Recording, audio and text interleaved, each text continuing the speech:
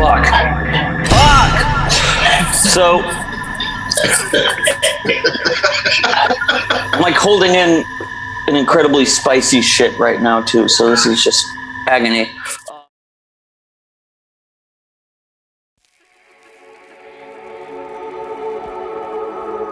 Hey, yo. Check it. Welcome back, hero. My word is my sword, Hokage and Batosai, pulling the blades out of the forge, yo. Prior to my knowledge of the Force, was thinking Jedi, but through obtaining holocrons from both sides, I'm under gray skies. Everything that glitter ain't kyber crystal, my mind will lift you. In this time we shine together, disarm your pistol, yo. Welcome to the SwordCast. My wordplay, my swordplay when blades clash. Welcome to the SwordCast. My wordplay, my swordplay when blades clash. Welcome to the SwordCast. My wordplay, my swordplay when blades clash. Welcome to the SwordCast. My wordplay, my swordplay when blades clash. Yo. Wagwan. Hey yo. Right. Scott Hall. Yo, man, this is what, episode 88? Yeah. Episode, oh man, I always talk about how much I like Little Giants. They're picking their jerseys, and Hayden is like, I want Michael Irvin's number, the big 8A. Man, 90s. 90s, man. Episode Michael Irvin, number 88. I don't know that I can think of a Lions 88. You know, because we don't have so many weak players. No. 88 seems like number just tailor-made for the 9, like giant shoulder pads. Yeah. You know what I'm saying? Like back when all that. With the giant shoulder pads, giant roll, number. The neck roll thing. Remember the neck roll? Dog. So I remember me and Edmund were playing in NFL Quarterback Club 98. And I asked, because I didn't know shit about football. I knew less about football then as I do now. And I asked him, and he knew slightly more about football. And I asked him, like, hey, man, what is that neck thing for? And this nigga Edmund's response was, I don't know, so they don't break their necks. And I was like, bro, you know what? You might be onto something. I think you're actually right. Episode, I don't know why I know this, but episode Grimer, I think he's number 88. In Pokemon number 88. I used to have when I was a kid, I had a Pokedex poster that had all the first 150. That's funny. And I don't know why. It's some reason I remember that. The only one that I know, aside from, like, I know that, like, the last three, just because for the first 150, you got, really, Dratini, Dragonair, Dragonite. Mewtwo, and then Mew. But the only one that I know off the top of my head is Pikachu at number 25. Yeah, and I don't know why that stands out, but I know he's 25. Right. Angry too. Did you know that this is one thing that I always get really fascinated about is like canceled Pokemon? Did you know that there was supposed to be a third Pikachu evolution? Wow. It was supposed to be a 3-step evolution. I didn't know that. And it was gonna be, his name was supposed to be Gorochu. And he was gonna be like big and red, like look like Pikachu, but like fatter, and stronger and like red, like kind of demon looking a little bit. That's kind of interesting. The rumor is that he would have been fire electric type, which would have been crazy. Wow. Is there a Pokemon that's a fire electric No. type? That would have been really dope, but they canceled him. And now and there's like a rule of thumb from Game Freaks, like they don't do Pokemon with a natural evolution that's more than 3. And so when Pichu came out, that was it for it. I forgot about Pichu. Little Pichu. Yep. And the baby Pokemon era. Yeah, he's cute. Right. Hurts himself. Hurts himself by using his moves. His moves that are his. And get out of here. Hurts himself. Worst character in Melee by a mile is Pichu. There's some people that play with him, and it is really annoying. Oh, on Ultimate, he's good. Almost impossible to beat, but on Melee, he was a joke. He's trash. All right, man. Yeah, bro. So before we even get started on anything, first of all, I'm 100% not playing Pokemon on this Game Boy Advance right now. Sure. Second of all, NBA Draft Lottery. Look, man, just as your friend, I can 100% tell you, you are the biggest Pistons fan I've ever met in my life. And what happens? This Hold up, nigga. validation of a season done well by the Y'all Pistons. niggas told me that I was crazy.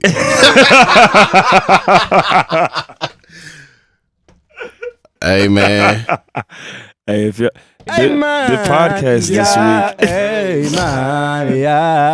the podcast this week is worth a listen strictly off of this right here. Hey, bro. Y'all niggas, y'all told me that I was crazy.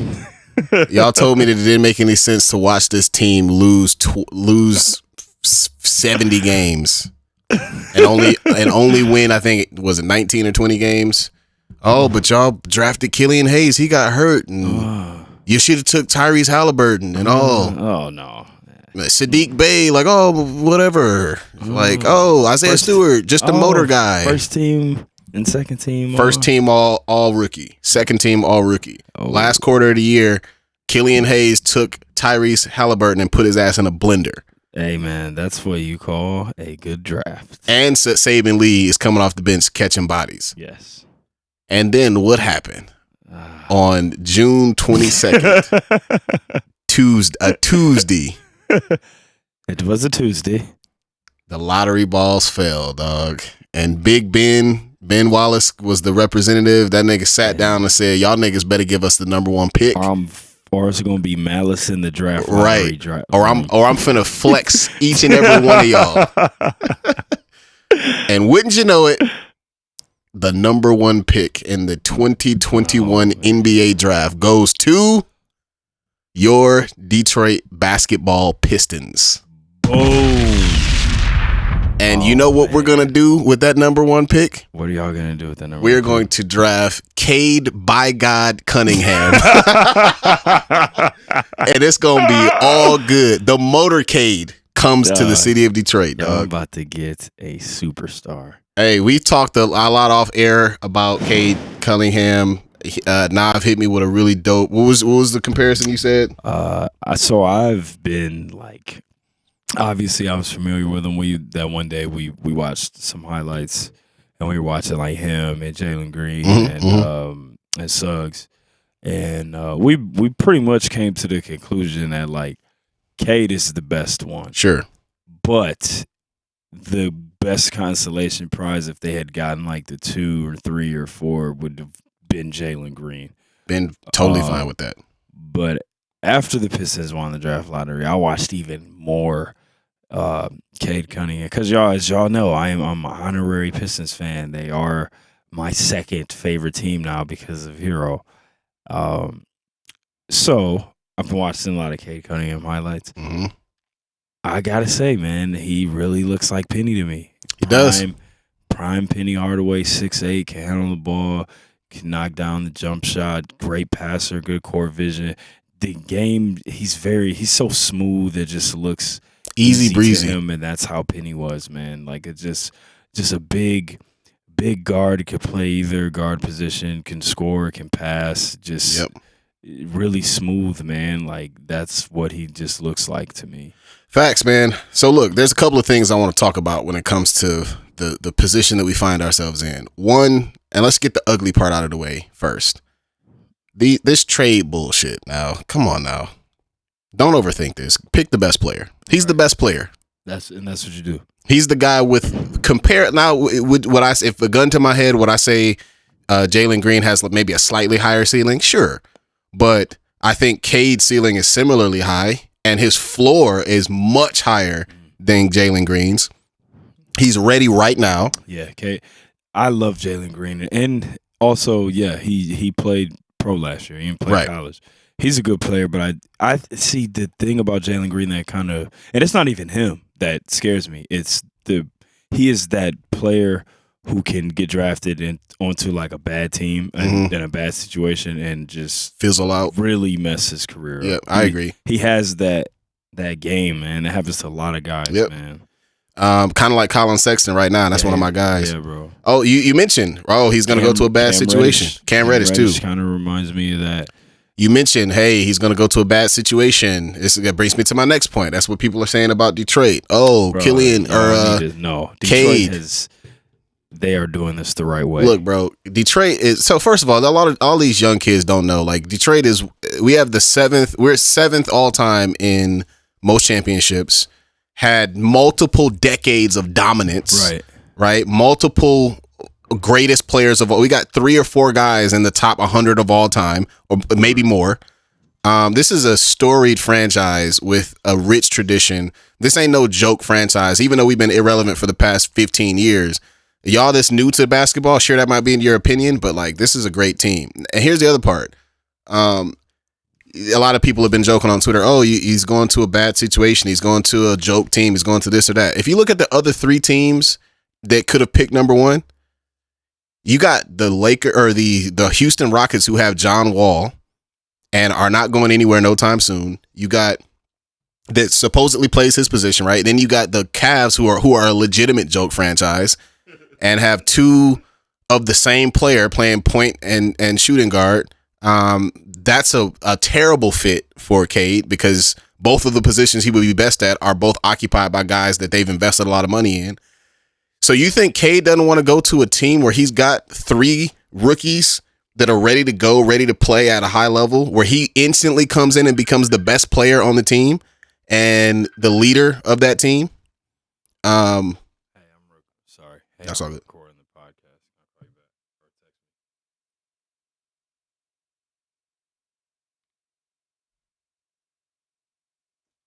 But yeah, man, I think you're right, bro. You don't think he wants to come in and instantly be the most important player on the team, right? And also be surrounded by young guys that he can build around and grow with. Like I think that they could totally, bruh. You guys, I'm telling you, man. Like, hear me out. I'm a real Warriors fan. I've been a Warriors fan since I was in middle school. And the way that the Warriors built this championship team, this Pistons, I told you that last year, bro. Yeah. It really reminds me of that. All you do is you draft your guys. You have to get your core in the draft. You don't get your core through free agency. When you get your young guys, they play together for a couple years.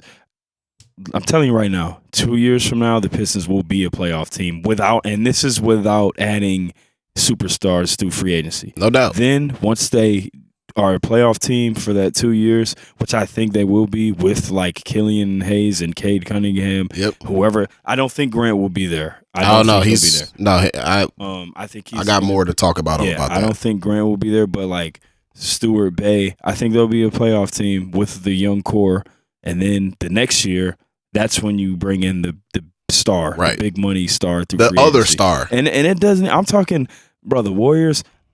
I'm talking David Lee, Andrew Bogut, right? Andre Iguodala. You know what I'm saying? You get, once you prove, this is a fun team that guys want to go to. Then you use that youth, Steph Curry, Klay Thompson, Draymond, Harrison Barnes. Then you add the veteran guys to free agency. Now you got like a championship caliber team. Bro, I don't want to hear shit about Detroit not being a market for free agency. That shit is not a real thing anymore. The reason why they're not a market is because they suck. It's not because it's Detroit. Like, all of these NBA players live in California anyways. It doesn't matter where they fucking play. So another thing I wanted to talk about when it comes to this situation with the Pistons winning the draft is the anti-Detroit bias, bro. That shit is a real thing. Yeah. That was the worst thing that could happen from the media's perspective. Detroit winning an irrelevant franchise is the worst thing that could happen to them, because now they don't have shit to talk about. Now what they instead are doing is trying to find all the ways that they're going to fuck it up, right? So here's a great example of this. So say the Pistons draft Cade, which by all reports it seems like they're going to do. You only hear about bad fit when they talk about Detroit. Right. Whereas if, like I talked about, if Houston got the number 1 pick, because you guys are assuming that Cade Cunningham only plays point guard, which he doesn't. I don't think that's his NBA position. He is a wing player. Anyways, but even if we allow that, it only becomes a relevant factor when you talk about Detroit and how it's a quote unquote bad fit. In Houston, you got John Wall, who might be on a decline now, but he's still a former superstar. Right? Like they're not gonna. What are you gonna put John Wall on the bench? Of course not. So if you're looking at it from Houston's perspective, oh yeah, he can slide right into the 2.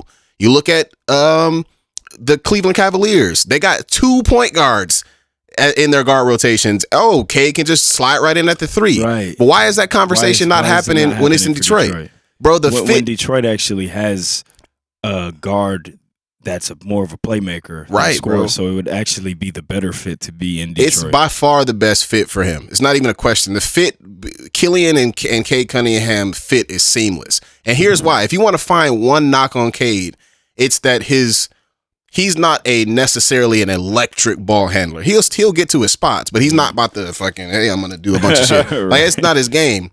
And he turns the ball over a lot. But what he does extremely well is score the rock. On the other hand, Killian Hayes, a guy who is an elite playmaker already, but is still struggling to find his shot.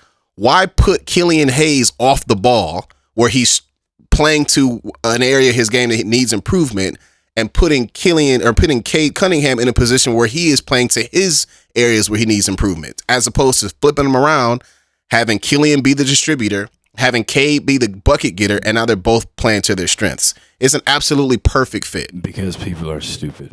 And here's the last thing I want to talk about when it comes to this Detroit business. Is these insulting ass trades, dog. Now this is good. This is a little sensitive because I'm talking about the Warriors here, and it's that nothing to do with the Warriors. It's just a ridiculous thing that what's the guy?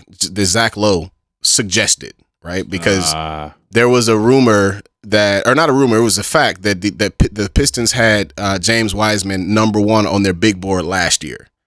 And so the idea was, hey, what if Golden State traded the 7th and the 14th pick and Wiseman for Detroit for the number 1 pick?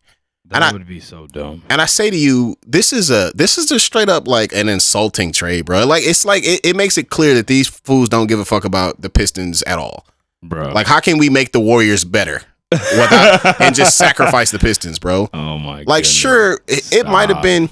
So 2 things, right? It might have been.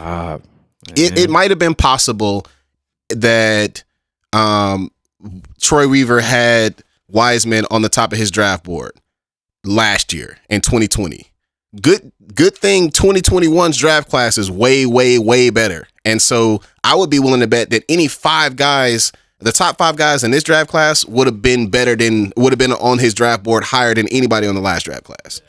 More to the point, we also got a year of seeing James Wiseman play, and he got a lot of upside, but he's not ready yet. You already know. He's clearly not ready yet. James, yeah, not ready. Now, there is one trade floating out there that I would consider. I would look at it for a second, but I still think at the end of the day, my safe bet, just draft Cade. But the only one that I would look at is Houston. If Houston says, I'm going to give you the 2nd pick, and I'm going to give you picks 23 and 24 of this draft. So we got another 3 first-round picks in a really good draft class, with the assumption that I'm trading down to get Jalen Green, I might look at that. Is there a player on Houston that you would want to take? What about what's the bucket getter? What's his name? The little he hit 51 game. Yeah. I know who you're talking about. Yeah. Sure. Michael. No, it's not Michael, but he's got one of those three name. The 3, isn't it? I don't think so. Isn't he a Porter Jr.? It's a Kevin Porter Jr. Yeah, Kevin Porter Jr. Sure, but I think Jalen Green is him, but better. Yeah, I agree already. You know what I'm saying? So I would look at it, but even with that trade, that's the only one that's not insulting. But I would still just go get the motorcade, bro. Let's just get it. Let's just get it over with. And there it is, man. Pistons about to be relevant, and I'm happy about it. Obviously, y'all have seen me suffer through the Pistons being weak. Now we about to be relevant, and it's all good. Yeah, and people, as far as my guys go, I will really need the Warriors to trade that 7. I would be willing to, and first of all, shout out to the franchise for winning that trade on that D Russell trade. How mad are Minnesota fans right now? On all fronts, bro. We kept the pick.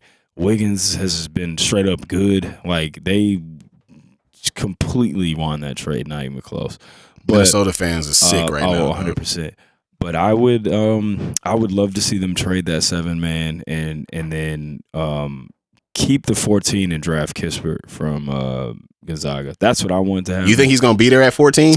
I don't know, but I think a lot of people like him. He's literally the only player I want in this draft. Because I want them to trade the 7th pick. I don't want them to keep that.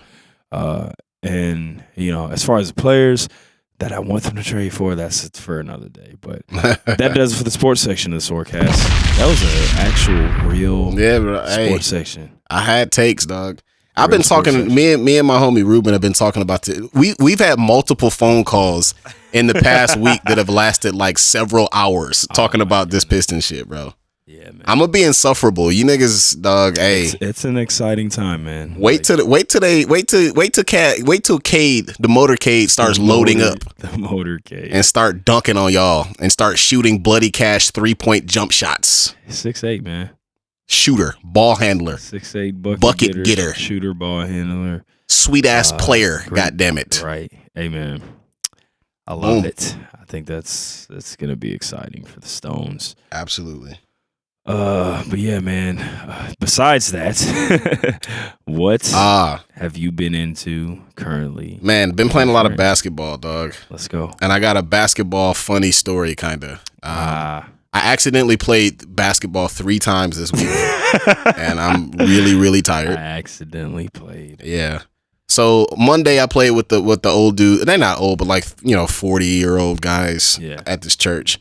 And so that run is Monday and then Thursday. So Thursday I came in and there was another young black guy there. And so there's that moment where it's like, all right, what's going to happen here? You know what I'm saying? We both kind of started checking each other out all right, let me see how this is going to work. So, I'm older. I'm a little growner now. So I'm like, I didn't psych myself out. I'm like, let me just go ahead and just play my game. I ran my laps. I always run before I play now. Right. Started playing ball. And then obviously it was a situation where we had, all right, I guess we're checking each other. Only black guys. So fine. Here we go. Yeah.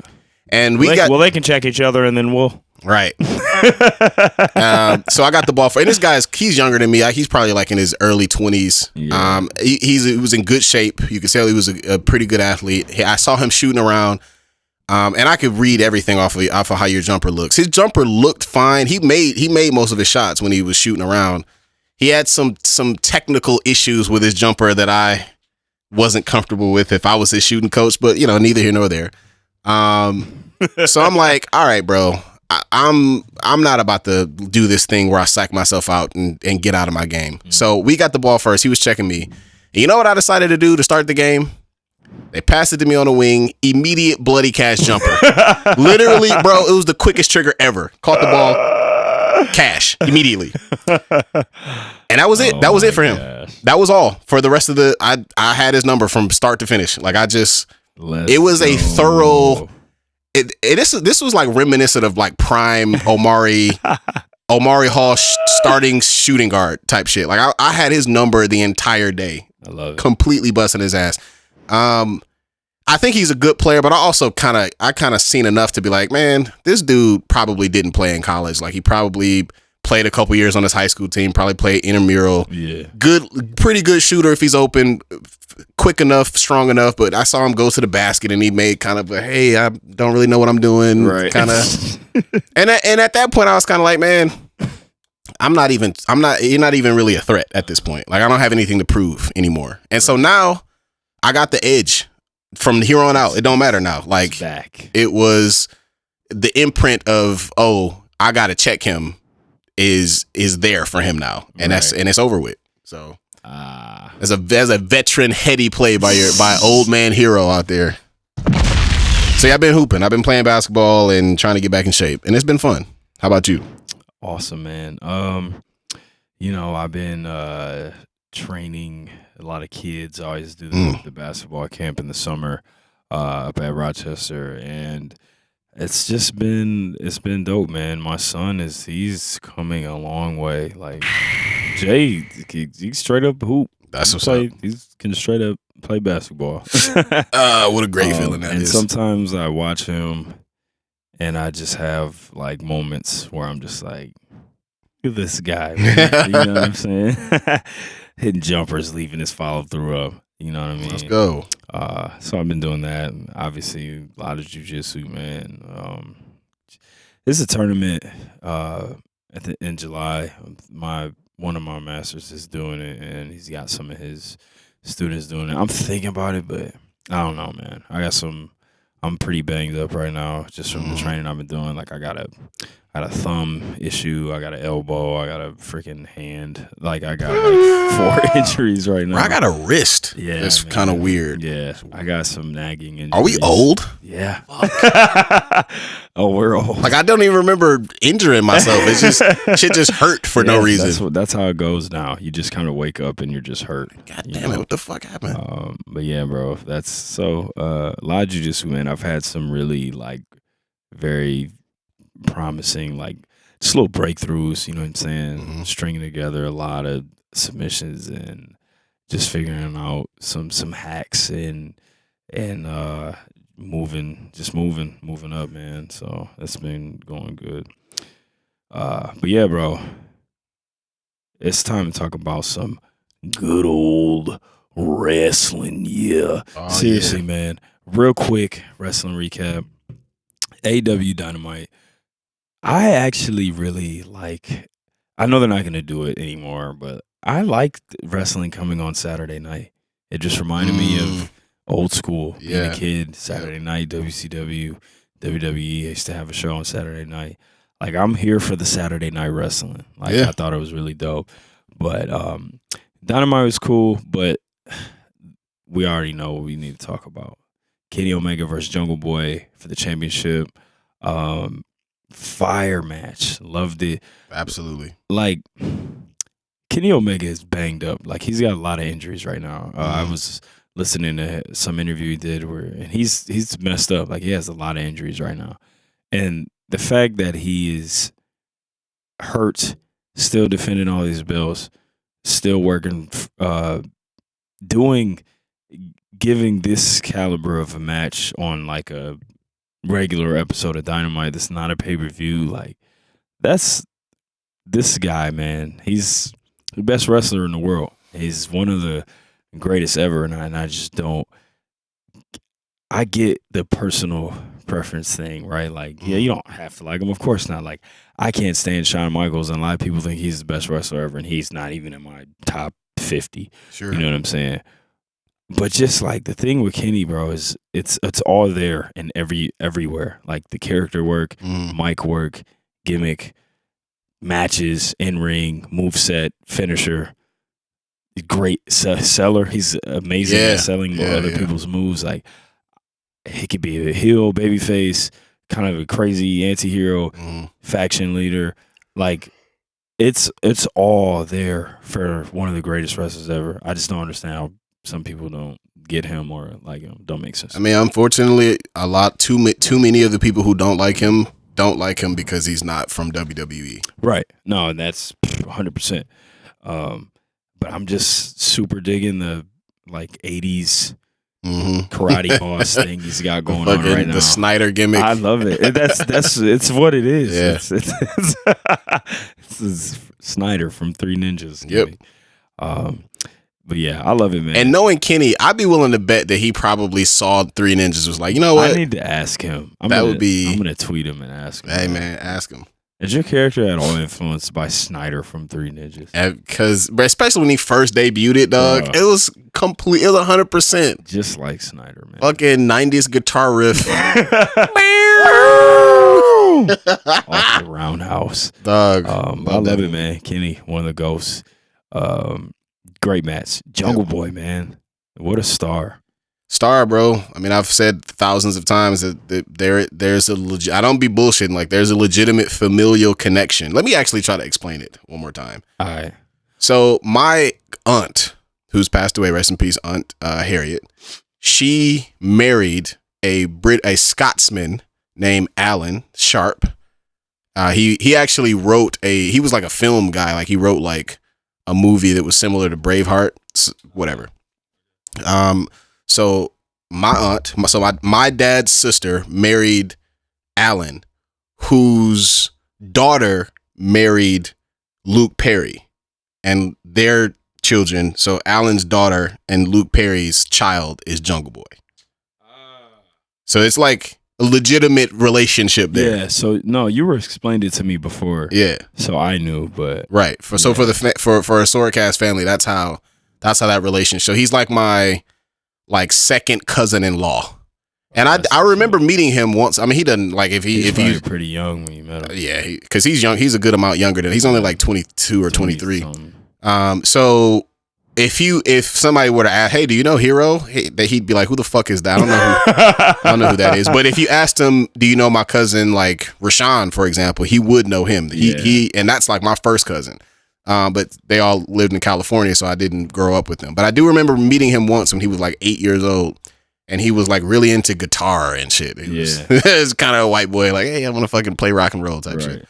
But yeah, man, like cool as hell. Like, okay, so when they showed his mom, like that is the person who I do know pretty well. Right. Okay. I don't know if I know her pretty well, but I've met her several times. Right. Anyways, Jungle Boy, bro, he's a star. Like you said, I think he's a legitimate future world champion. It's probably 2, 3, 4 years away, but still so good. And he also he's got that Ricky Steamboat, man. Like he can never be a heel. He's like baby face supreme. Yep. Forever. And he's also like just such a great so y'all know I like the flippy shit. Yeah. But besides the flippy shit, he's just a solid ass technical wrestler, bro. Yeah, man, he's really good. Submission game has gotten way better. I love that. Like he does that springboard arm drag where he jumps on the ropes and then he does the flip off the ropes into the arm drag. So good. Yeah, he's very good technical wrestler, man. He's really good, man. I love him. You could tell he's gotten better too since he's been better here. His theme song's awesome. He's just the ultimate babyface, man. Is he more over than Orange Cassidy now? I think today he may be, if not more over, like tied with him. Because we talked off air. Like Orange Cassidy is like gimmicky over. You know what I'm saying? He's gimmick over. Like, he's gonna do the thing. He's gonna do the thing. I did the thing. Yeah, he puts his hands in his pockets. And then it's kind of like, oh, he's a really good wrestler too. And he surprises you with the good wrestling, right? But like Jungle Boy is just like babyface over. Like, oh my God, I love Jungle Boy so much. If he doesn't win this match, I'm gonna cry. You know what I'm saying? Jungle Boy is the type of babyface like where once you tell that long story of him like finally getting over the mountaintop, it'll be like a Daniel Bryan or a Kofi Kingston type moment. 100%. Like, he's that type of babyface. Yeah, man. AEW killing it. Shout out to Jungle Boy. Yep. Kenny Omega, just really good, man. Really good. And you could tell Kenny like in real life like fucks with Jungle Boy heavy. I loved how he was like. I loved I love how he just little dogs people leading up to the matches. It's so good, man. I loved it. Loved the match. It was so. Here, I got a question for you because I know that like I think I saw something, and I want you, since you're a little bit more knowledgeable than me, I'm curious to know if you saw the same thing. So like after the match was over, like there was more stuff where he was gonna hit him with the belt, and all the people came out. Yeah. But did you see that moment where that he actually cut his hand open? Yeah. Hitting Pac with the title at the Double or Nothing. I heard about that. Yeah. So right before that happened though, when he kind of like rolled over on top of Jungle Boy and started like talking to him, and I think the audience was led to believe that was like, hey, I'm gonna beat you up, but I think that was like respect, wasn't it? I think it was too. It was sort of like on the low, like wrestler, like you're the man type shit. Yeah, I agree. I don't think it was. Look, man, these guys are. You're not talking about WWE. Here I go, like ribbing on WWE again.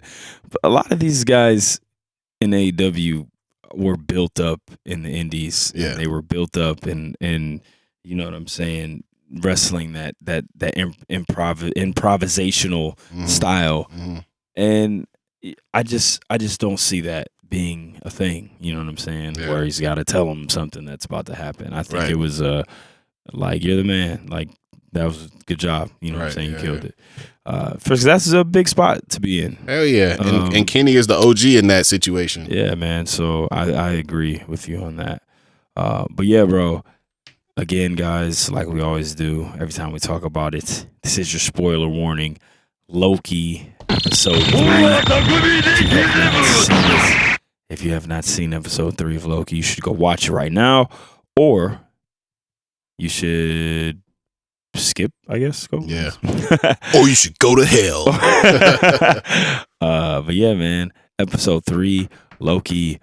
I really enjoyed this episode. What were your thoughts on episode 3? Good. I liked it better than the second episode. I thought the second episode was kind of slow. This one, they started getting it popping a little bit. Some hands. There's some hands in there. There was a Marvel loves that spinning back kick. Dog. There are some. I mean, you already know how I feel about the hurricanranas and the arm drags. Like, there's a little some of that stuff is a little all right. Man. Women only can fight like that. Like, nah, come on. But Libre. It's pretty good. That's good. For Loki, right? Like, I would if that same fight scene was in a Captain America movie, I would be disappointed. But for Loki, it was fine. That's exactly how. You know what I'm saying? I mean, this isn't like I wouldn't expect to see something of this caliber in like Black Widow or something like that. But for Loki, this was some pleasantly surprising fight scenes in this episode, so I enjoyed it. And again, we got the thing where he's kind of on this planet that has already been destroyed, right? Or it's in a, what do they call it? Like a disaster, like a apocalypse timeline where like everybody on that planet is gonna die and there's nothing anybody can do to stop it. Right. And that's kind of the whole premise of this episode, is that he's in this thing. And then of course we have the Lady Loki, as some people have been calling her, but I mean, I think it's pretty obvious now that this woman is either Enchantress or some depiction of. Well, I don't know if it's that simple. I think it is Lady Loki, and I also think it is the Enchantress. I think you know how Marvel does. Like, they do their.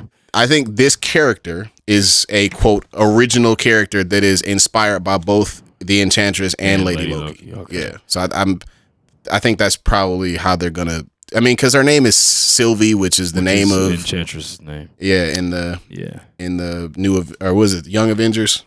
Yeah. So I mean, I thought she's pretty dope, man. Yeah. So about the whole, with the whole planet that has been, obviously it's in an apocalypse like timeline. Yeah. What we talked a little bit off air, but like, what are you thinking as far as this episode and what it's going to lead to, and things that it could, I guess, possibly become in the future? Do you think it's just an episode where Marvel's just kind of like, no? I think it's all of those things, right? Like, I think there are a lot of red herrings, which we got to get used to. I think they know that's how they get, like, they know that we know this shit, and so they do have to find a way to create some confusion. Yeah, they're dumb, right? So I think, and one of the ways that they do that is they take nods to things that are popular in the comics, and like will kind of just, hey, look at this over here, and then be doing something else secretly over there. You had mentioned the Annihilus wave offline. I mean, I guess I was kind of thinking more sidebar. Happy birthday to the homie Malfred Davies, aka Black Gear. Happy birthday. In the Discord. He changed his name to Steam Boy in the Discord. He's been a fan for a long time. He's been a fan of mine for a long time. Always buys my merch when I drop merch. Been a fan of the podcast for a long time. Strong. Shout out to you, bro. Thank you for being a loyal listener and a Noveliss supporter and a hero supporter. We appreciate you, bro. Happy birthday to the homie Malfred Davies. AKA Black Gear, AKA Steam Boy. Steam Boy, yo, Steam Boy had the best fucking commercial. Do you remember the trailer for the Steam Boy anime? Yes, that shit was so fire, dog. I watched the movie and it was cool. It was a little underwhelming, but that trailer was some of the best shit I've ever seen. It was really dope. It was really dope. It's up to you, Steam Boy. Oh man, I remember watching that in college. I think. Yep. That's when I think I watched it in like 2008 or something like that. Sounds about right. Yeah, man, really love it. But yeah, that trailer was fire. Yep. I always liked the get up too with like the goggles. I'm a fan of goggles, bro. Like I like goggles. I don't know why. But yeah, man, back to Loki. I was just looking at it in terms of like what's causing the apocalypse. You know what I mean? Like that's kind of how I was watching that episode. And yeah, I had brought up the annihilation wave. Like I was thinking like, okay, like what are some apocalyptic events like in Marvel? And then literally the first thing I thought of was like, oh, this would be a good way to bring in like, because I think the thing that Marvel really needs right now is a one-off villain. You know what I mean? For an Avengers movie or something. And I don't think, and we talked about this too, like you had a lot of stuff to say about Kang, right? Like how you don't think Kang is worth that big, like overarching, like Thanos role. Hold on. Let's talk about that in just a second, because I got a new take about that. All right. So, but the way I was looking at it is like, yo, like the Annihilation Wave and the Annihilation Story and Annihilus, who's like, he's an alien and he's like the bug looking guy or whatever. It's kind of a weird villain. But here I think it would make for a good like one-off movie villain. And the Annihilation Wave would make sense as like an apocalyptic event. So here's the connection there. I think you might be right. I don't know if it would happen in a movie. I think where it could happen is in the Nova Corps series. Aren't they doing a Nova Corps series? Oh, I didn't know. I don't know. I'm pretty sure that's are. That's like perfect. Yeah. Because so there's also reason to believe, because of that Annihilus wave or Annihilation wave, that that the people there could have been like Xandarians, like in the MCU, because that's where the Nova Corps is located in the MCU, at least on the planet Xandar. So that would be dope. Yeah, and they look just like humans and shit. Humans, yeah.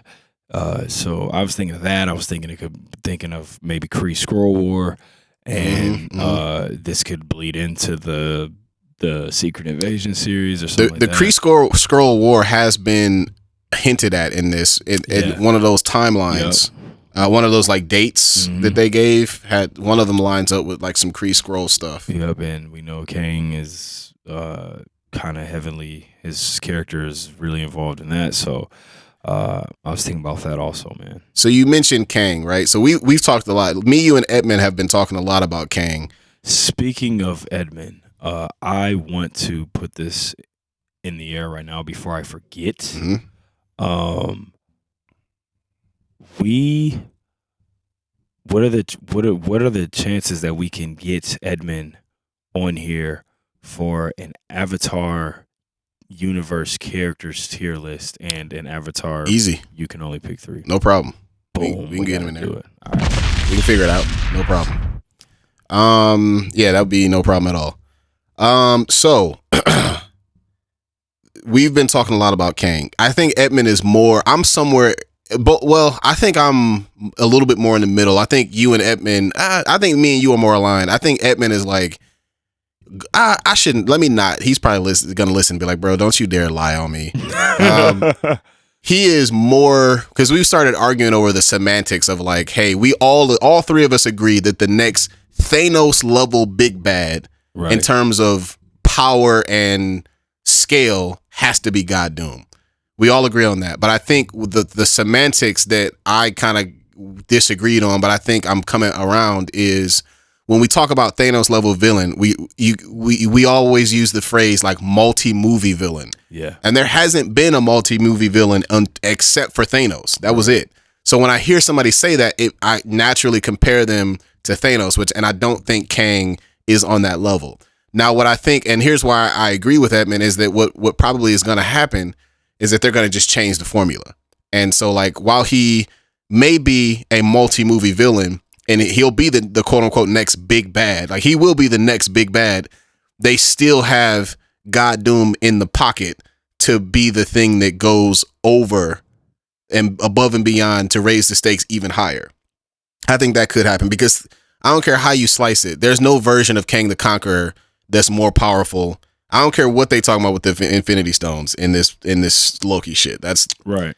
Like, there's no version of Kang that's stronger than Thanos with the gauntlet. Nowhere.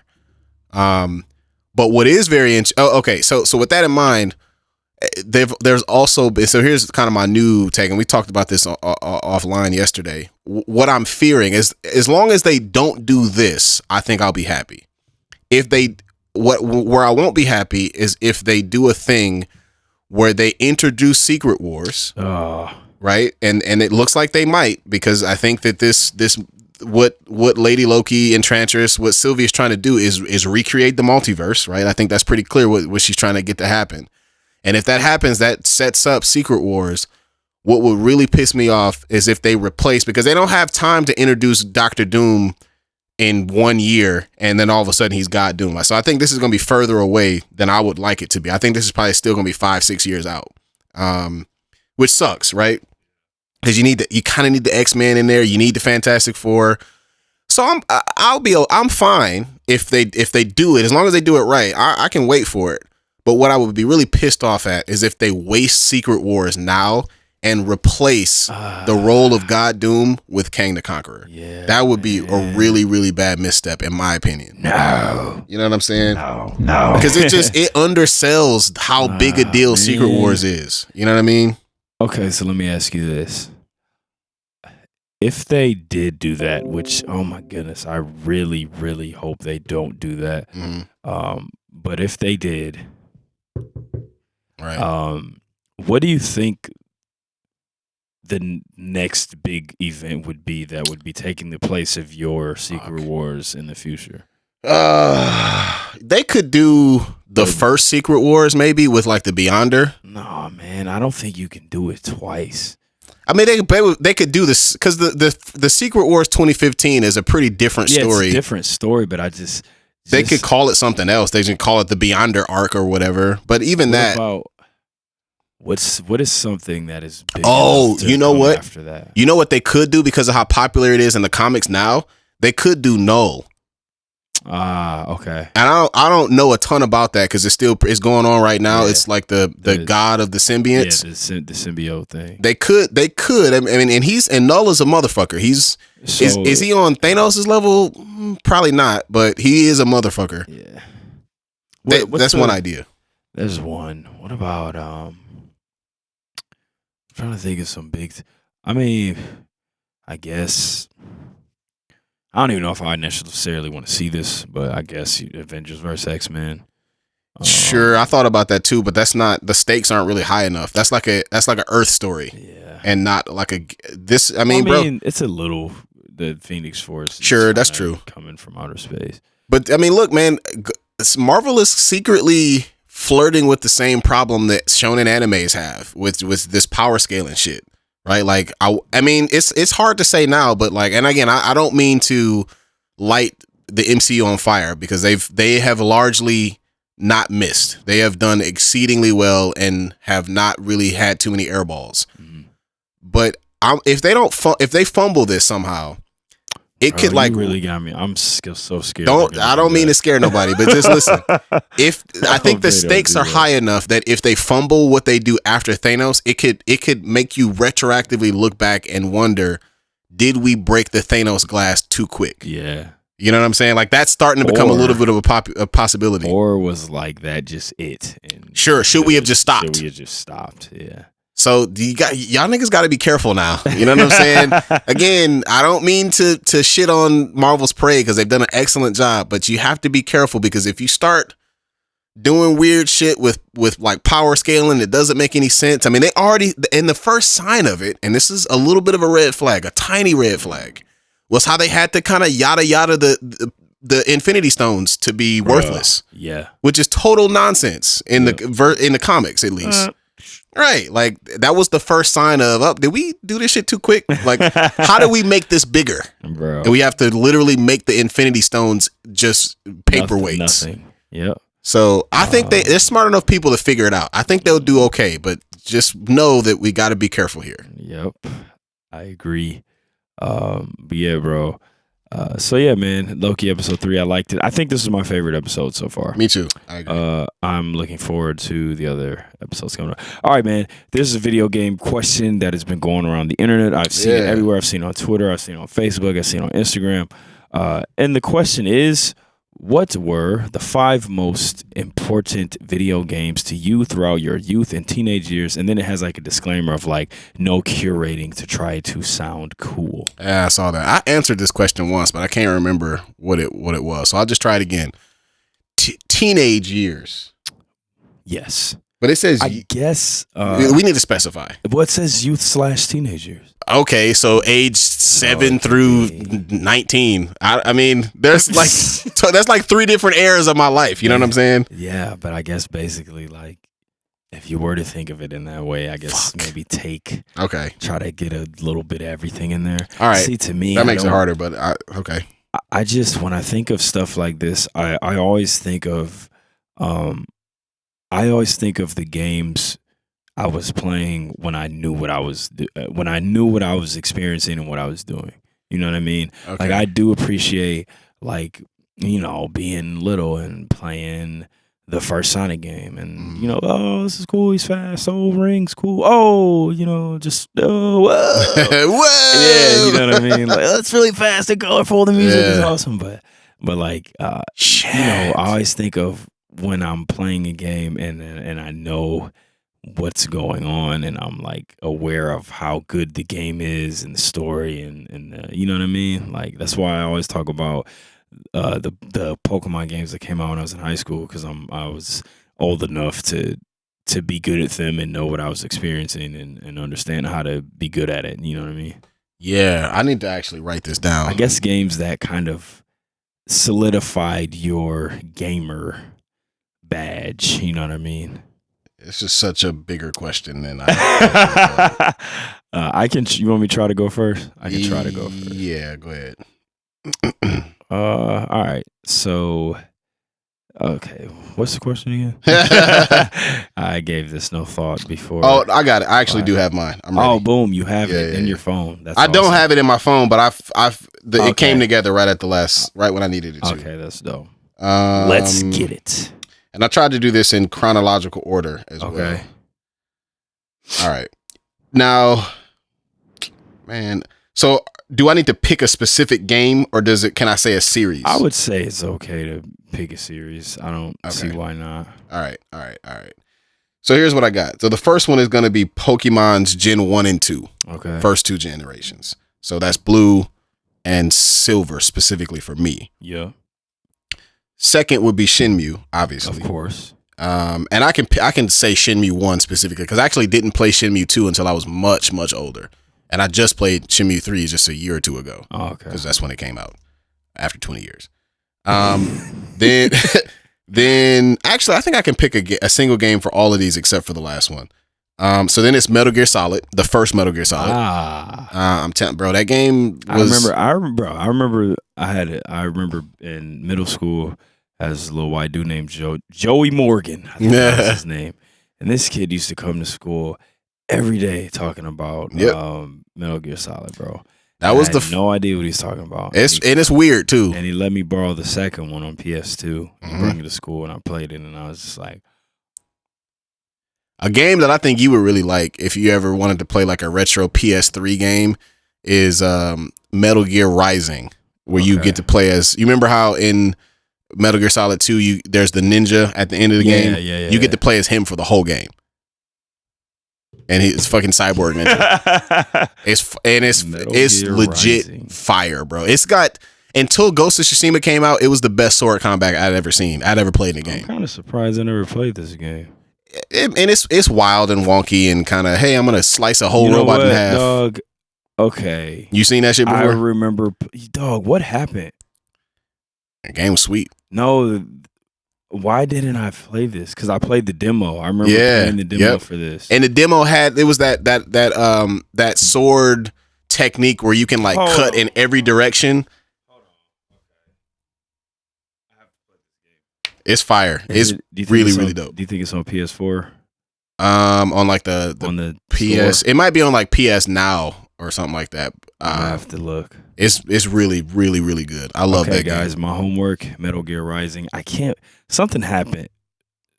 Because I remember playing this demo and being like really excited for the full game to come out, and then I didn't play it. The only knock against this game, I think I know what happened. Life. Oh yeah, right. The only knock against this game is that it was short. It was like 9-10 hours. Yeah, which was not enough for me. But anyways, good game. I really enjoyed it. I remember thinking, "Hey man, I need to play this game." Yeah, game was sweet.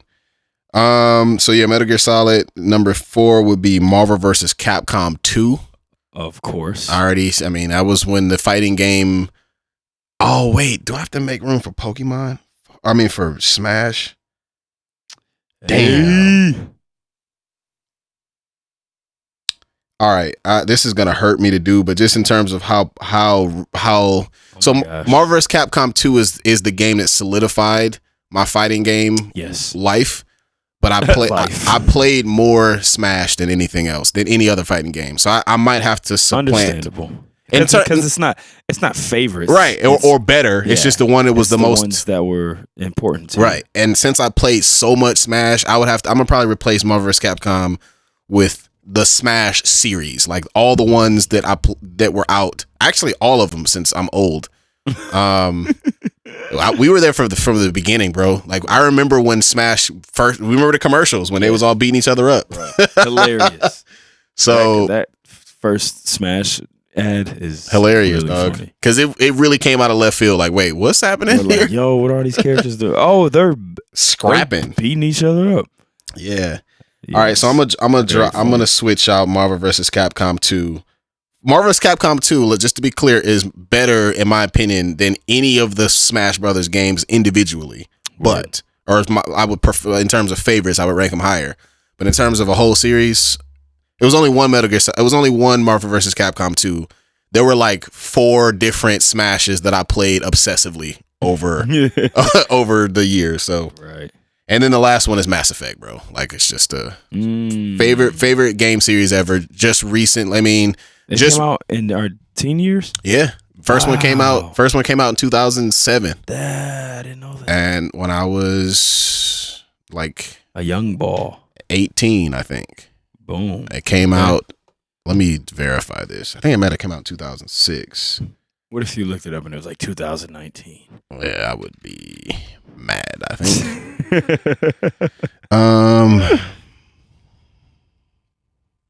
What's the big deal?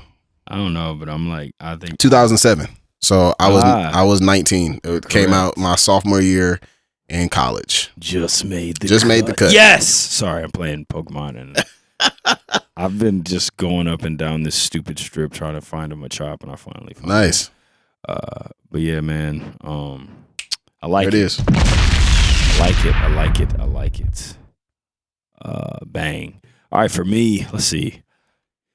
Number 1 I always talk about this game. Pokemon Emerald has to be strong. Got to be the first one. Just the game that, like I said, man, I'm obsessed with Pokemon. Been obsessed with Pokemon since 4th grade, and that is the one where that's the one that was like the light turning on. Like you are not playing this game right. Yep. You know what I'm saying? And also not even just on a Pokemon scale, but on a video game scale in general. That's the first game where I really got into like meta game and you know what I'm saying, knowing that there was a science to being good at this kind of stuff. Yep. Like you don't just play it and get good at it. Like there's a lot more to it. Do some math. Yeah. So that was my first one. My second one would probably have to be Smash, man. Yep. Mine would be Melee for sure. GameCube, I love GameCube, and Melee was the first Smash that I loved the one on 64, but like I got nice on Melee. Facts. Me too. That's my favorite one. Because Melee was the first one, although OG Smash players will tell you that there was a meta game in the original, but the meta really opened way wide open. Agreed. In Melee. I agree. And then closed down again in Brawl. Right. And then slightly opened up a little bit in Smash 4, and then opened all the way back up again in Ultimate. Agreed. Agreed. Love the game. Played it so much. This may also sneaky be the game that I've put the most like people on. Like I had a lot of dudes that weren't gamers playing Smash, like coming over, you know what I'm saying? Cats from homies from my basketball team, like coming to the crib and playing Smash. Like, you know what I mean? Yeah. So that's definitely number 2, no doubt. Simone Biles is just out here openly wearing goat sandals. Bruh, she's the GOAT. She's superhuman, dog. Let's go. She is. She's superhuman, literally. Right. You know, I would love to see like Olympic gymnast women like that get into like stunt work in films. You know what I'm saying? I wonder if any of them do. I wonder if any of them do. Yeah. But yeah, man, definitely Smash number 2. Number 3, probably Marvel vs. Capcom 2, Dreamcast. Again, this is me being obsessed with fighting games, and Marvel vs. Capcom 2 was. It's crazy because that game became like rare too. Like, yeah, it went from being like a game that we were all obsessed with, and then a couple years went by, and it was just like nobody had it for some reason. I found when I was cleaning out my mom's house, I found my copy, but it was weird how that happened. Yeah, because it went a couple years went by, and like nobody had it. And I think because they stopped making Dreamcast games. Well, yeah, but even more recently, it's because they don't sell it on the Marvel or on the like Sony store anymore. Yeah. So like if you don't have a disc, you flat out can't play the shit. Yeah. And I don't know if my disc works. I also don't know if PS5 will play a PS2 game. Oh, I don't know about that. I have to try it. Oh, so you got the PS2 copy? Yeah, I never actually had it on Dreamcast. I had it on Dreamcast. Yeah. I don't think I've ever seen a PS2 copy in person. That thing's worth like $800. Yeah, last time I checked on eBay, it was worth like $300. That's crazy. But mine it's not in great shape. I hope it works. That's still dope. Yeah. Yeah, Marvel's Capcom 2 for sure. Shout out to Dave. Me and my homie Dave played that shit all the time. Man, I love that game. 4 would definitely have to be the Mega Man Zero series. Mm-hmm. My favorite. Apropos. Speaking of that, right. It's a song from it. My favorite would have to be. Hold on, man. What's up, buddy? What's up? What's going on? What's up, bud? What up?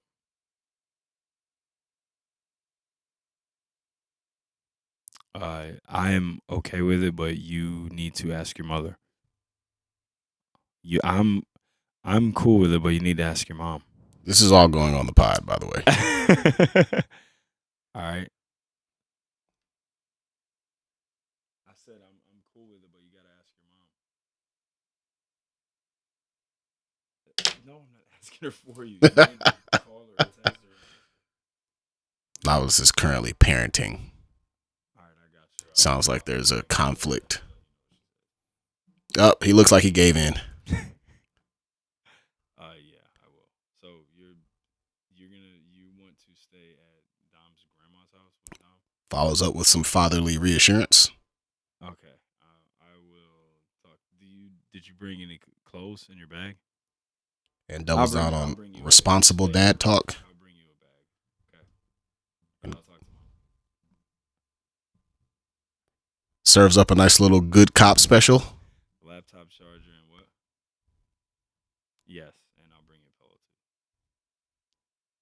All right, love you. Well done. I'll give it a 4.7 out of 5 in terms of efficient fathering. Well done.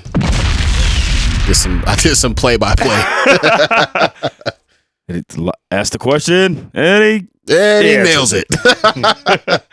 But yeah, bro, definitely the Mega Man Zero games. My favorites is, I always talk about, my favorite is the third one because you just start off sweet.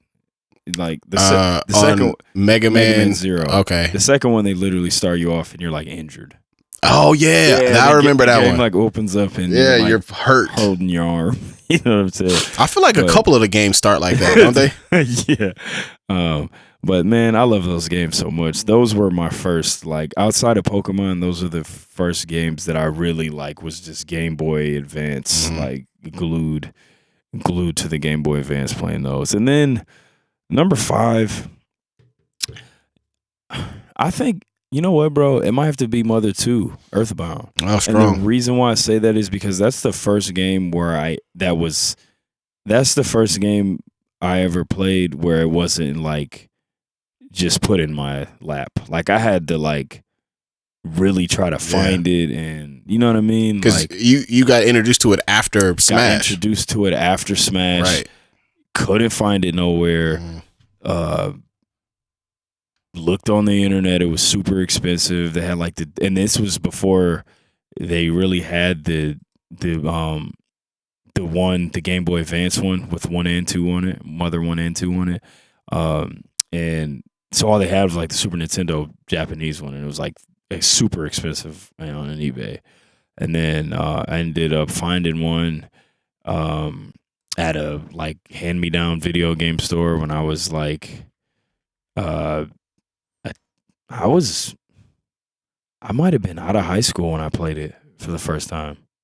Oh wow. Because I remember wanting to play it so bad and then not finding it until I was like out of high school. Yeah. And then playing it and just being like, it's worth the like the hype and the searching. You know what I mean? Yeah, like, yeah, it's really dope to finally. I still have it, the copy that I had. So definitely probably Earthbound. So that would be my 5.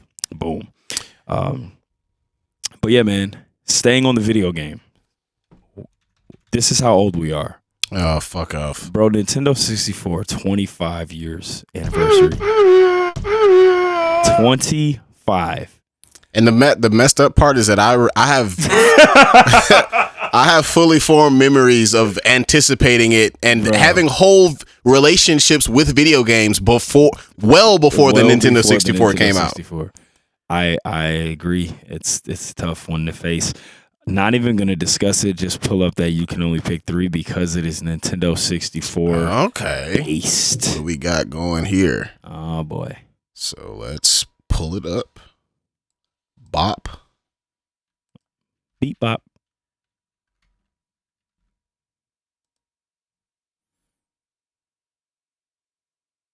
All right.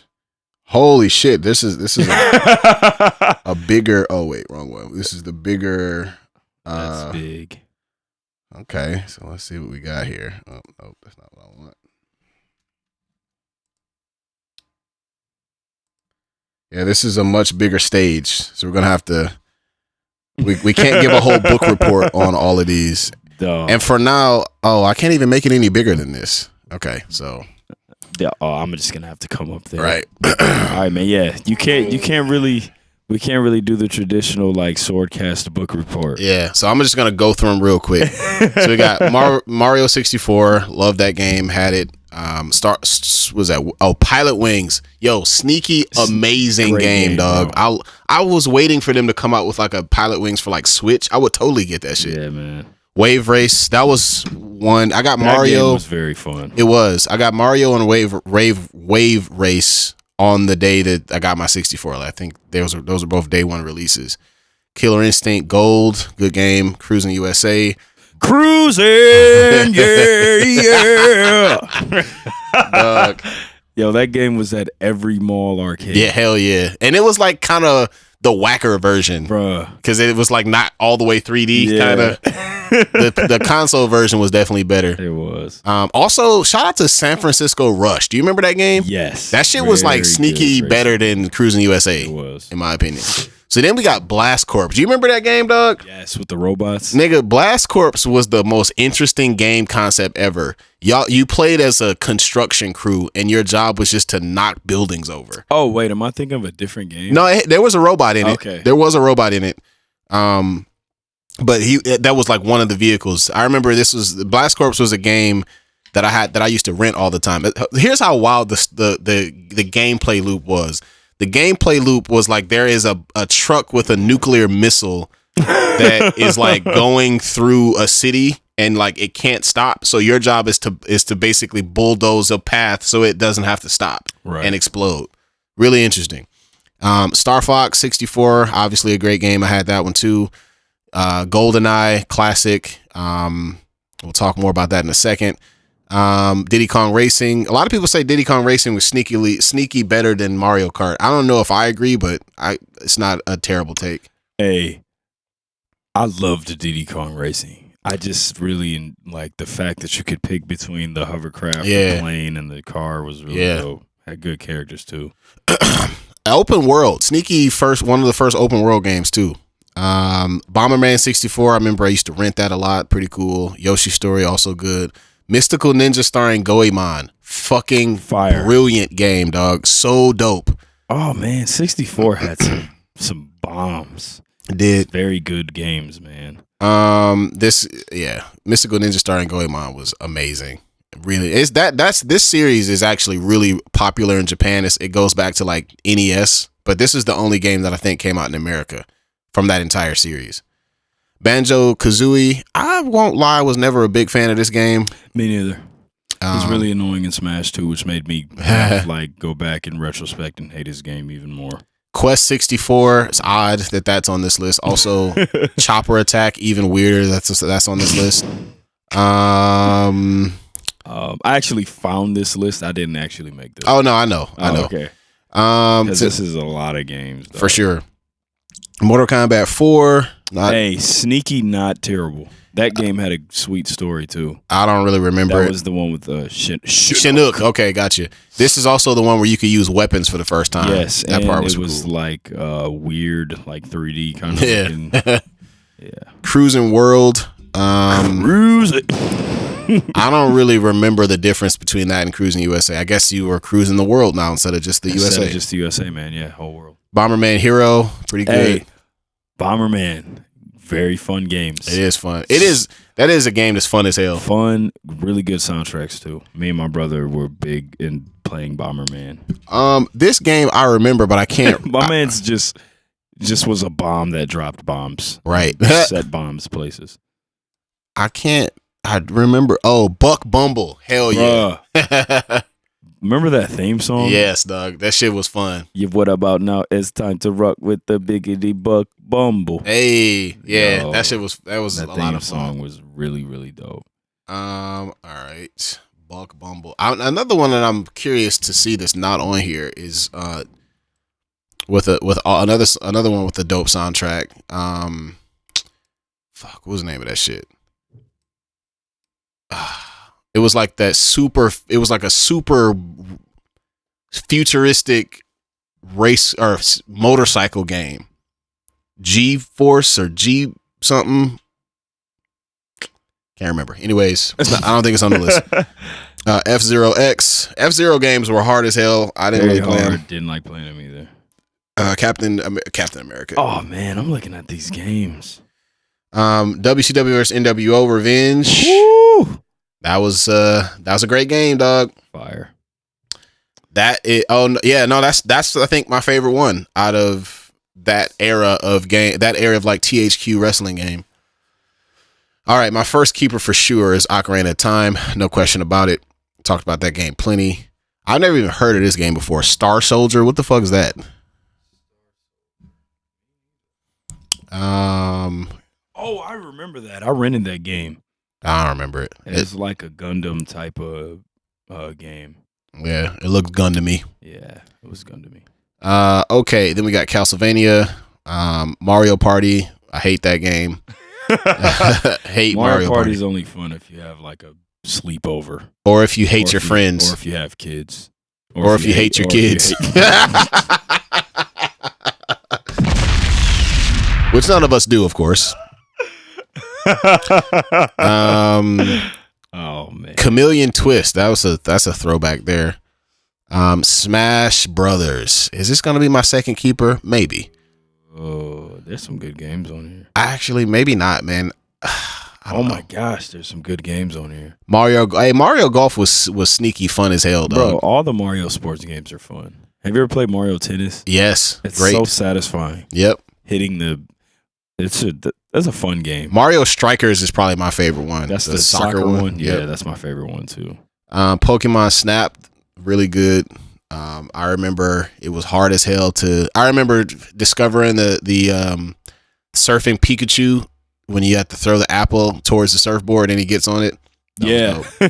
And then I remember you remember like the final boss is getting a picture of Mew at the end where you got to like chase him down I remember I got the best picture of Mew, bro. He was like right in front of the camera. It was amazing. Pokemon. Really interesting game, man. I'm curious about the new Pokemon Snap that came out. I don't know if I want to play it again, I didn't play it. It looks interesting. There's another Goemon game. I don't know that I knew that there was a sequel, but that I never played it, obviously, but it looks dope.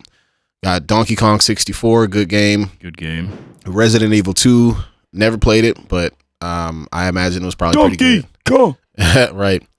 Another Castlevania game, Pokemon Stadium, fantastic. Now, Oh man, this is gonna be tough. Pokemon Stadium was the first game that came out in 1997 that was doing individual animations for each move. For each move. And 2007. It's 2021 and y'all still not doing it. And y'all still doing this for low kick. Hop.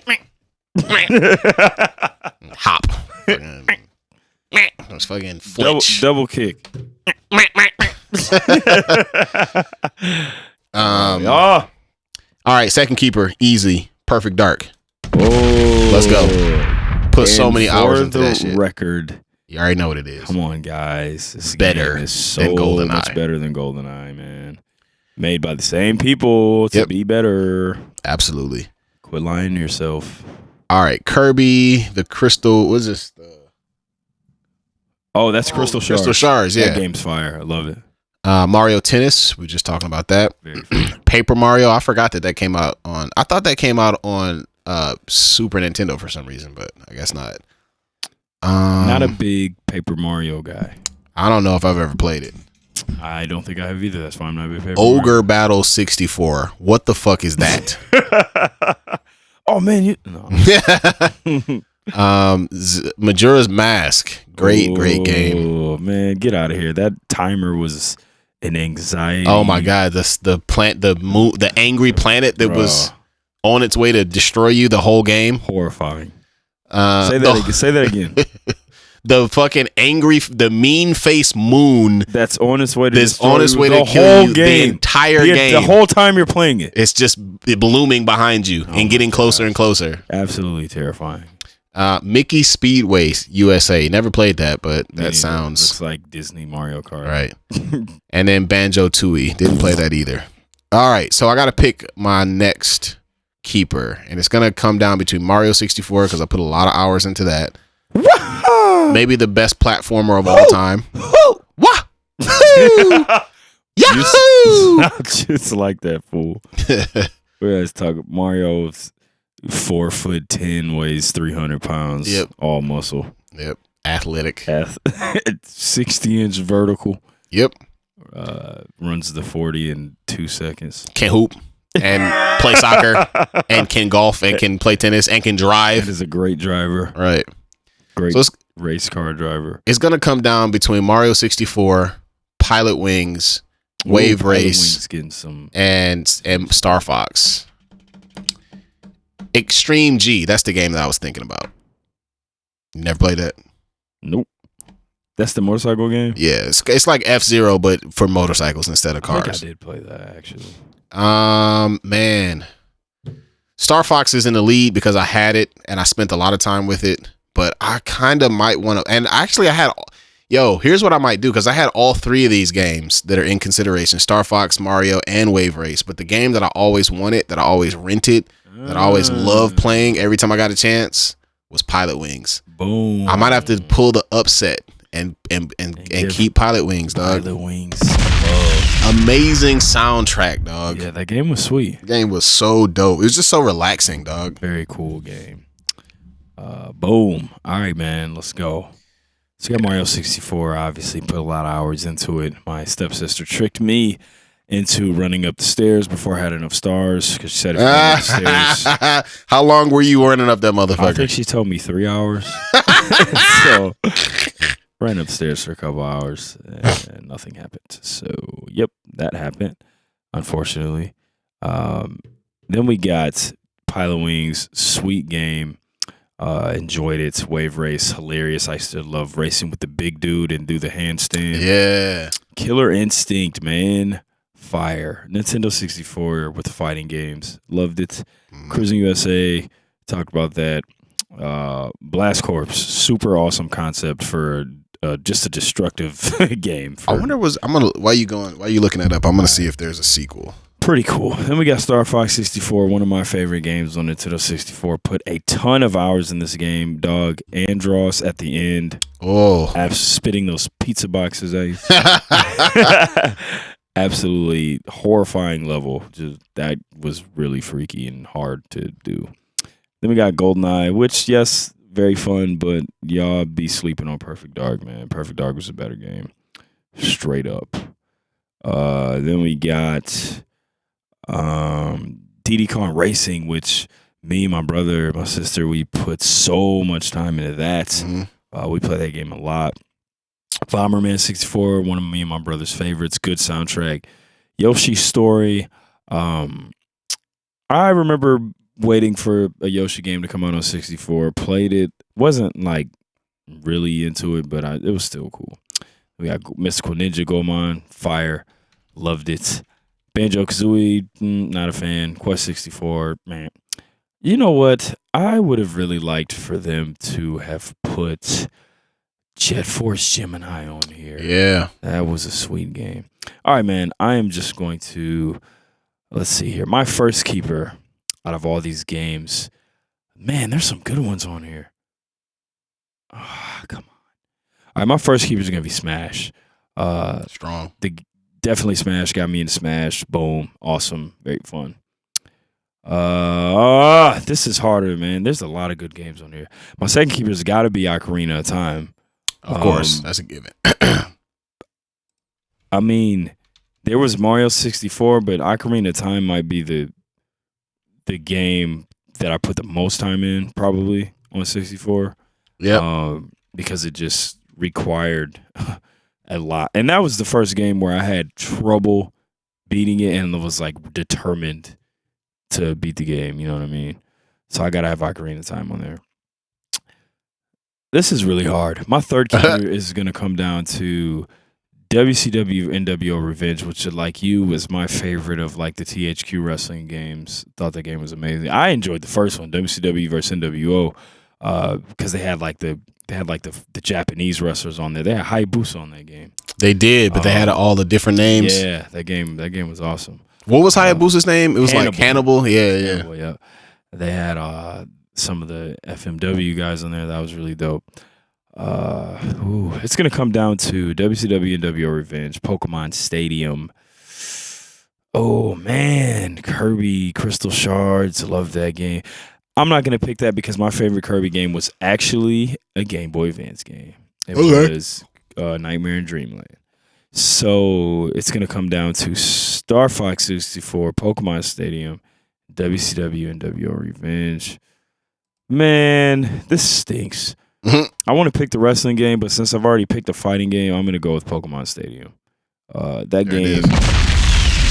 game gave us a lot of stuff that we had never seen before in Pokemon. So I'm gonna go with Smash, Ocarina of Time, Pokemon Stadium. Boom. Boom. That's tough. Oh my goodness.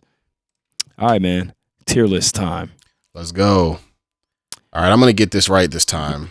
I'm going to make sure that it's actually legible the entire time. N64 games tier list. Love it. Man. Sticking with the 25th anniversary, Nintendo 64. Cats are old. Indeed. Again, I have no idea what games they have here, but let's do it. All right, let me do the thing that I always struggle with. So, gonna add a Julie, do the thing. It's from Legend of Korra. window. Okay. And then my man says, some guy verricked himself because some girl Julie'd him. Pretty funny. Edmund would appreciate that joke. All right, so now I got to make it smaller. Uh-oh. Bop. All right, here we go. We're good. We got it. Right size. Boom. Bang. All right, here we All right, go. man, let's go. Number one rule. Protect S tier Protect S tier. at all times. All the time. First game, F tier. What is it? This is the James Bond game that came out Trash. after Trash. the one that matters. Super trash. So this is going in trash tier. What tier? 1080 snowboarding. I remember I had this game. Was very fun. Yeah. Very wave racy. Yeah. I liked it. I like that game too. I would put it in B tier. B tier. I'm cool with that. Very fun. Man, Am look, I mistaken to think that you could you customize your Yes, guy in that game? you could. Yeah, okay. Yep. That game was dope, man. It was that I was like sneaky into snowboarding I games was too. for a I was while. into snowboarding, period. I straight up asked for a snowboard for Christmas one year. I never took it that far. Cool Borders. I played that for PlayStation. Cool borders. All right, so now we got a couple of games that I know a lot of people love, but I don't. So this is the Banjo-Kazooie and Banjo-Tooie games. Not a fan, man. Do they deserve any respect just off the legacy, or I think so, but still not my favorite game. So what's- When a fan so are we thinking C tier? is the man. Yeah, C tier. All right, Cruising USA. Cruising, yeah. I think we gotta. I put in C tier. Yeah, I don't know. I mean, I didn't really care for it. Yeah, me neither. Diddy Kong Racing, good game. I think this is an A tier game, bro. I do. agree. I think Diddy Kong Racing rivals Mario Kart. I think it does. I agree. It's just as good, if not better. Donkey Kong 64. Ooh. I would put this in. I would put this in B tier only because I don't think it's better than Donkey Kong Country, Okay. which came out Which came out? before. Yep. Doom 64. I actually never played this. I played Doom. Fun game. This was before I kind of like had a. I was kind of into first person games. I played Doom. I used to love Turok. Turok's Shout out not to on here, is it? What? It's Oh. not, bro. Shout out to And Turok. it wasn't on that list either. You're right. There's some weird ass games Some on here. weird games. I loved Turok, man. Doom. I'll put Doom in B tier. I think it was good. Good for what it was. One of the few like really violent Nintendo 64 games. Yeah. You know what I'm saying? Manhunt. That shit was violent as fuck too. Oh, that game was ridiculous. Yeah. That was kind of a scary game. Excite Bike. I never played this. Never played it. We need to. Should we make a new tier? Just make it. Yeah, we have. I hate making you do that. No, it's okay. I think I'm better at it now. All right, just make one for didn't play So it. add a row below. Boom. There it is. And It's already there. Yep, Then you go name. Oh, you got to figure it out, man. Nice job, bud. Good job, pal. Hey, good job, buddy. Hey, man, nice. Oh, now it's doing this weird shit. Oh, come on. It's always pal. something. What do you mean? Look at this. Look at what's happening right now. What the heck? You can't see it on the stream, but it's doing. It's got a mind of out. its own. It's wilding out. All right. Look at him go. Didn't. Whoops. Didn't. Play it. All right. Cool sports. Excite Bike. Didn't play it. F-Zero-X. Hard as fuck, but a pretty good game. I would put Those it in. games were too hard, man. I They were think hard I as could fuck. play them now, but back then I just used to get frustrated, and then I'd get even more frustrated because I thought Captain Falcon was cool. But I Yeah. couldn't play his freaking game. So I would put this in like B tier. The end, just off the love of like right. a lot of people like it. Okay. GoldenEye. All right. So here's what we're gonna A-tier. do here. It's an A tier game. It is, but while we're on it, But it ain't no S tier game. But Because you know what is an S tier game? Perfect Darker. bow. There Let's we go. Harvest Moon. Never played this Never game. played it. But I hear that it's good. think it's like Animal Crossing, basically. Ah, okay. Return of Pikachu. Is that what that says? What the heck is that? Oh, Hey You Pikachu. Never played. I think that's the one that had that. It was like a tie-in to Pokemon Yellow. Never played it though. Never played it. Jet Force Gemini, good game. A tier. I agree. A tier. Jet Force Gemini, awesome game. Loved it. Super underrated, man. Yeah, should be higher. Actually, not. I didn't mean higher, but it should be more. it should have be more notoriety. A lot of people never played that game. It was like surprisingly violent too. Yeah, niggas was getting popped, shooting them bugs, and they was like, right, like green juice everywhere. All right, the Kirby Star Allies. I think that's an A tier game for me. I really like that game. No, this is Crystal Shards. Crystal Shards. That's what I meant. Yeah, I never played it, but I'll take your word for it. Good. Good game. Good Kirby game. Mario Golf. Here, let's do all the Mario stuff. The Mario tennis, golf. Yeah. Kart, party. I think kart is A tier. I think I would put kart in a. I think that golf and tennis are B, and then I'd put. I'm not a big Mario. I hate Mario Party, bro. That game is garbage to me. I think the Mario sports games are really fun. What do we said we put them in B tier? I'll put those in B. Then I'd put like Mario Party in C tier. Fucking garbage. I don't understand why they make so many of them. I don't either. I mean, because people love these games. I know, and they switch up them. They add new mini games. Ooh. Shitty game, dog. Oh, Mega Man 64. That's F. This is a bad game. That was not good. Yeah, agreed. And Mega Man did not. The 3D was not a good one for Mega Man. Did not work. Namco Museum. This is weird. I never played this, but I think this is like all the Pac-Man arcade games. Yeah. Paper Mario. Never played that either. What about you? I never played it. Okay, man, this is a game that I think deserves S tier consideration. What is it? I can't see. Pilot Wings. I don't know if it makes the cut, but I think let's go A tier for now. Yeah, this is a phenomenal game. Revisit it. It's a good game. Pokemon Snap. We got 3 Pokemons in a row. Pokemon Snap, Stadium 1 and 2.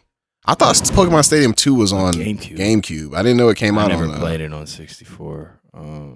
Okay. Well, we'll do Cube or the original one. Snap and Stadium. Ooh, man. I think Stadium is A tier. I think Pokemon Stadium is A tier as well. Pokemon Snap was fun and it was different. Yeah. I put it in B tier. I think we have coming up next a legitimate S tier. I think we have a S tier contender in Star Fox 64. I think this is a winner. Okay. I think this is an S tier game. I go S tier on Star Fox. Amazing game. Amazing game. Fun. Cool. Dog. Slippy! Get this guy off me! No! Slippy was just and Falco was such a hot shot. He was such a jerk. He was such an asshole. Hey, dog. Game, sneaky fun game here. So we got a couple of Star Wars games. Hey, Shadows of the Empire, very fun. It's good. I would put that that's a B tier game. I think so too. That's a Dash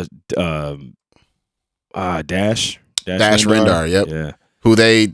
Here's a fun fact for Star Wars fans. They created Dash Rendar specifically with the idea in mind that Harrison Ford was going to retire. Yeah, wasn't going to come or back. was not going to come back, and they needed somebody because that's the reason why they thawed him. That's the reason why they froze him, because they literally wanted to leave his status on ice. Is he going to come back or not? And if he didn't come back, Dash Rendar was going to replace him.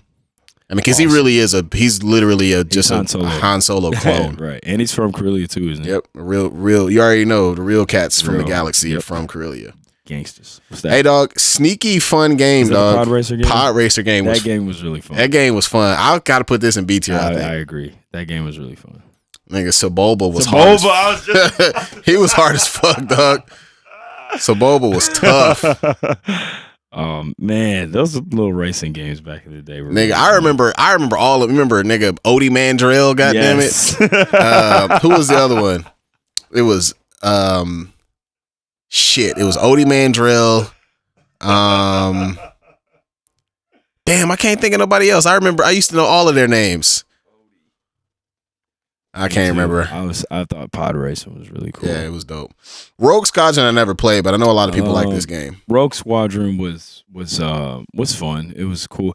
I would put it in see, Rogue Squadron I wasn't in love with because I loved Star Fox so much, and I always compared it to Star Fox because it's very similar game like play style, and Star Fox just looked better. It was a better game. So are we doing B or C tier? I would put it in C tier. All right.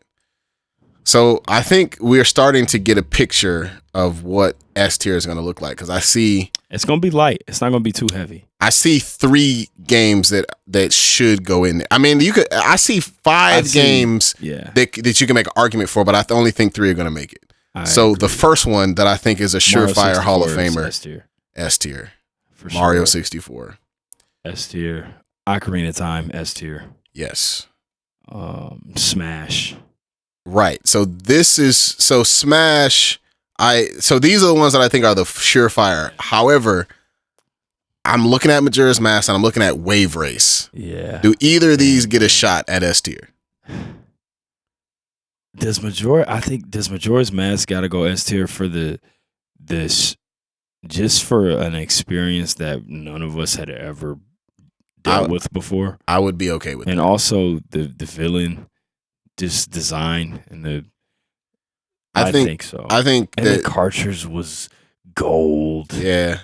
I that's acceptable. So Wave Race, you miss out. A tier for Wave Race. But Wave Race is definitely there. It's a fantastic game. Yes, sir.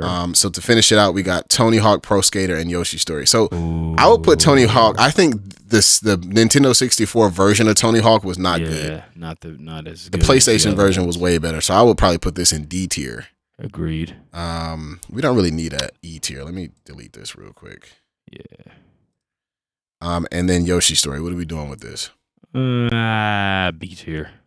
It's a good game. Wasn't bad. That's when they introduced the Yoshi Meteor's butt drop. The butt drop. Yeah. They're trying hard as hell. Giving his best effort all the time. So I think we did a good job. This is a little heavier S tier, but I think if any system is going to have a big S tier, it would be 64. 64, man. Agreed. And who's going to argue with these games? Can't argue with those games for S tier. Somebody is probably going to try to argue with Perfect Dark, but they'd be wrong. Y'all put Perfect Dark in S tier, not GoldenEye. Man, did you actually play both of them? Probably not. He didn't. Exactly. So there it is. So S tier: Perfect Dark, Star Fox, Super Mario, Ocarina of Time, Smash, Majora's Mask. Boom. The 64 was a great time. Was a great era for Zelda. Absolutely, bro. Two Hall of Fame games. All time great games, dog. Yeah, I gotta agree with that, man. There it is. We got our list, and I think that does it. Bang. Hey, man. Hey man, yeah, hey man, yeah. Yeah, man. We are out of here, and also be on the lookout for the Heroes Hot Takes Hot Ones Challenge, bro. Yes, man. We did it yesterday. Today is Sunday recording time.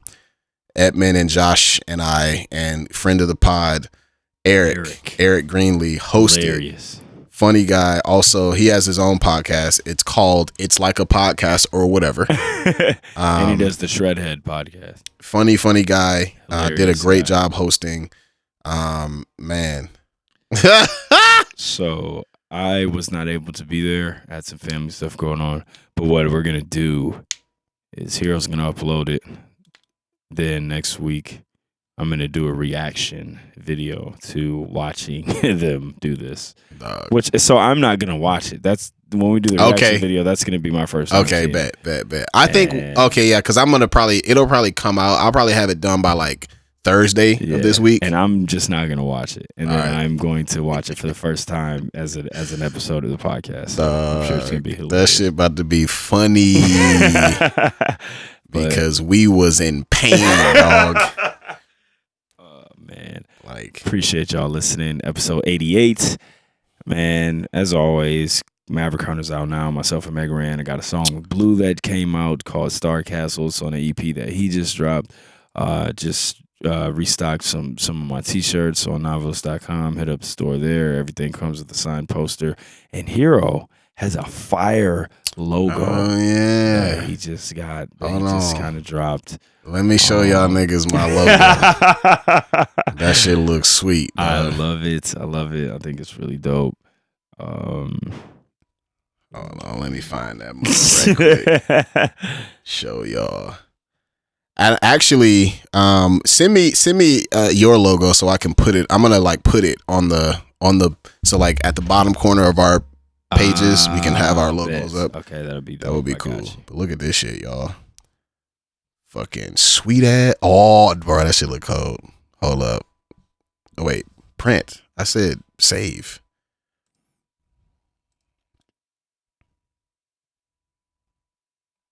Ah, there it is. Boom. Hero Beats. We on deck. Let's go. I love it. That shit looks pretty cool. Very good. Very good. Very fitting. We ready? Man. Yeah, man, we're ready to go to space. Yeah, man, I think it's excellent. Hey, yo. All right. That'll do it. That'll do it. Episode 88 in the books. Thank y'all for listening. Peace. My word is my sword, Hokage and Batosai, pulling the blades out of the forge, yo. Prior to my knowledge of the Force, was thinking Jedi, but through obtaining holocrons from both sides, I'm under great skies.